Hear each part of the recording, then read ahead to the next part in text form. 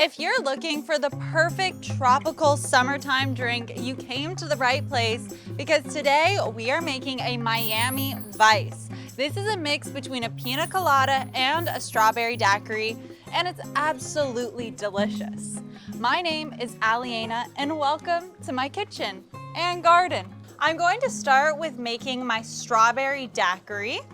So here I just have my blender, and to it I'm going to add in 2 cups of frozen strawberries.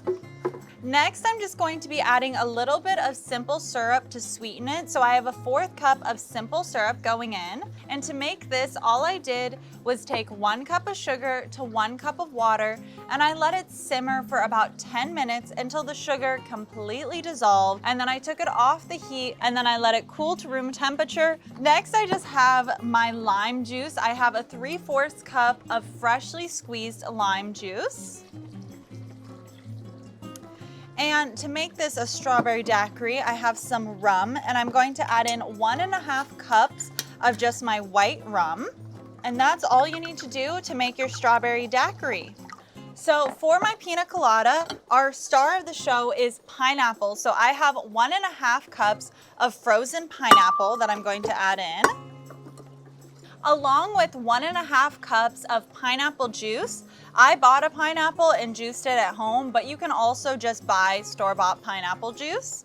And to add a little bit of creaminess to our pina colada, I just have some coconut cream. I have 1/2 cup of coconut cream that I'm going to add in, along with some more Bacardi, but this time a little bit less. I'm only adding 1/2 cup of my white rum to my pina colada, along with 1/2 cup of my dark rum. I'm using Myers dark rum.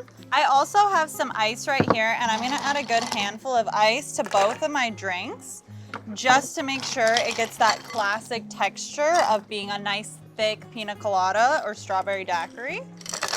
There we go. Now it's time to blend them all together. And you can layer this however you like. I kind of got a little creative with it. And as you can see, this is a large portion, so it's great if you're having people over.